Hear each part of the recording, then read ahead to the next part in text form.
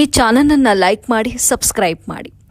ರಾಜ್ಯದ ಮುಖ್ಯಮಂತ್ರಿಯಾದ ಡಿ.ಕೆ. ಶಿವಕುಮಾರ್ ಅವರೇ, ನಿಮ್ಮ ಚದುರಂಗಿ ಆಟ ನಮ್ಮ ಸವದಿ ಅವರಿಗೆ ತೋರಿಸಿಕೊಡಬೇಡಿ.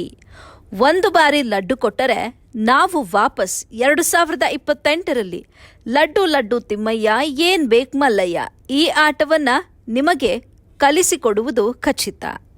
ನೀವು ಒಂದು ರಾಜ್ಯದ ಮುಖ್ಯಮಂತ್ರಿಯಾಗಿ, ರಾಜ್ಯ ಕಾಯೋ ನಾಯಕರಾಗಿ ಡಬಲ್ ಸ್ಟಾರ್ ಕನಕಪುರ ಬಂಡೆ ಅಂತ ಹೆಸರನ್ನ ಪಡೆದುಕೊಂಡವರು. ನಿಮ್ಮದೇನೆ ನಿಮ್ಮ ಪಕ್ಷದಲ್ಲಿ ಮಹಾಭಾರತದ ಶಕುನಿಯ ಪುತ್ರನ ಮಾತು ಕೇಳಿ ನೀವು ನಮಗೆ ಚದುರಂಗಿ ಆಟಗಳನ್ನು ತೋರಿಸಿಕೊಡುತ್ತಿದ್ದೀರಾ ಅಲ್ಲವೇ? ಈ ಆಟಕ್ಕೆ ನಾವು ಕೂಡ ಭದ್ರವಾಗಿ ಇರುತ್ತೇವೆ. ಅತಿ ವೇಗವಾಗಿ ಉತ್ತರ ನೀಡಲು ರೆಡಿ ಇದ್ದೇವೆ. ಅದಕ್ಕೆ ನಾವು ಹೇಳೋದು ಏನಂದ್ರೆ, ಅಭಿ ಪಿಕ್ಚರ್ ಬಾಕಿ ಹೇ, ಸಬರ್ ಕರೋ ಲಾಲಾ. ನಮ್ಮ ಮನೆ ದೇವರಾದ ಲಕ್ಷ್ಮಣ್ ಸವದಿಯವರು ಎಷ್ಟೋ ಬಾರಿ ಚುನಾವಣೆಯ ಸಮಯ ಬಂದಾಗ ಕೇಂದ್ರ ಮತ್ತು ರಾಜ್ಯದಲ್ಲಿ 21 ಕ್ಷೇತ್ರಗಳಲ್ಲಿ ಚುನಾವಣೆಯ ಉಸ್ತುವಾರಿಯನ್ನ ಬುದ್ಧಿವಂತಿಕೆಯಿಂದ ಅವರ ಕೆಲಸ ಏನು ಅಂತ ಶ್ರದ್ಧೆ ಮತ್ತು ನಿಷ್ಠೆಯಿಂದ ತೋರಿಸಿಕೊಟ್ಟಿದ್ದಾರೆ. 21 ಕ್ಷೇತ್ರಗಳಲ್ಲಿ ಎಷ್ಟು ಜನರನ್ನ ಆಯ್ಕೆ ಮಾಡಿ ಕೊಟ್ಟಿರುತ್ತಾರೆ.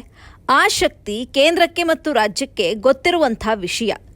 ಯಾವುದೇ ಒಂದು ಬೀದಿ ನಾಯಿ ಅಂದರೆ ಅದನ್ನ ಕಟ್ಟಿ ಹಾಕುವುದು ಬಿಟ್ಟು ಗುಡ್ಡೆ ಬಿಸ್ಕೆಟ್ ಹಾಕುತ್ತಾ ಚಂದ ಮಾಮನ ಆಟ ಆಡುತ್ತಿದ್ದೀರಲ್ವೋ, ಇದು ನಿಮಗೆ ಅಂತರಾತ್ಮಕ್ಕೆ ನೀವೇ ತಿಳಿದುಕೊಂಡರೆ ಸಾಕು. ಅದು ಏನೇ ಇರಲಿ, ಹೇಗೆ ಇರಲಿ, ಮಾತು ಕೊಟ್ಟಂತೆ ನಡೆದುಕೊಳ್ಳಿ. ಇಲ್ಲವಾದರೆ ರಾಜ್ಯದಲ್ಲಿ ಶಾಸಕರ ಅಭಿಮಾನಿ ಕಾರ್ಯಕರ್ತರು ಉಗ್ರ ಹೋರಾಟಕ್ಕೆ ಇಳಿದುಕೊಂಡಾಗ ನಿಮಗೆ ಮಾತನಾಡುವಂಥ ಸ್ಥಾನಮಾನವನ್ನ ಆ ಸಮಯದಲ್ಲಿ ಸಿಗದಂತೆ ಮಾಡಿಕೊಳ್ಬೇಡಿ. ಈ ಮಾತು ಸುಳ್ಳಲ್ಲ. ನೀವು ಹೇಗೋ ಡಬಲ್ ಗುಂಡಿಗೆ ಸ್ಟಾರ್ ಡಿ.ಕೆ. ಶಿವಕುಮಾರ್ ಅವರೇ ಹೆಸರನ್ನ ಮಾಡಿಕೊಂಡಿದ್ದೀರಿ. ಅದರಂತೇನೆ ರಾಜ್ಯದ ಒಂದು ಸಭೆಯಲ್ಲಿ ನಾನು ರಾಜಕಾರಣ ಮಾಡಲು, ರಾಜಕೀಯ ಮಾಡಲು ಬಂದಿದ್ದೇನೆ. ನೀವು ಈಗೇನು ಮಾಡುತ್ತಿದ್ದೀರಾ ಗೊತ್ತಾ? ಕದ್ದು ಬೆಕ್ಕು ಹಾಲು ಕುಡಿಯುವ ಬೆಕ್ಕನ್ನ ಮನೆಯಲ್ಲಿ ಇಟ್ಟುಕೊಂಡು ಅವರ ಮಾತಿನಂತೆ ಮಾತನಾಡಿ ಚದುರಂಗಿ ಆಟಗಳನ್ನು ನಮಗೇ ಹೇಳುತ್ತಿದ್ದೀರಾ ಅಲ್ವೇ? ಒಂದು ಮಾತು ಹೇಳುತ್ತೇವೆ ಕೇಳಿ. ನಾವು ಉತ್ತರ ಕರ್ನಾಟಕ ಭಾಗದ ನಿಷ್ಠೆ ಮತ್ತು ನಿಷ್ಠಾವಂತದಿಂದ ನಡೆದುಕೊಳ್ಳುವ ಕಾರ್ಯಕರ್ತರು.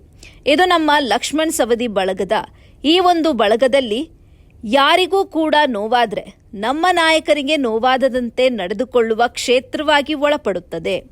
ಈ ಮಾತೇನು ಸುಳ್ಳಲ್ಲ. ಇದು ಹೀಗೆ ನಡೆದುಕೊಂಡು ಬಂದರೆ ಮುಂಬರುವಂಥ 2028ರ ಚುನಾವಣೆಯಲ್ಲಿ ನಾವು ಏನು, ನಮ್ಮ ಶಕ್ತಿ ಏನು, ನಮ್ಮ ಅಭಿಮಾನಿಗಳ ಪ್ರೀತಿ ಏನು ಅನ್ನೋದನ್ನು ನಿಮಗೆ ತೋರಿಸಿಕೊಡ್ತೇವೆ.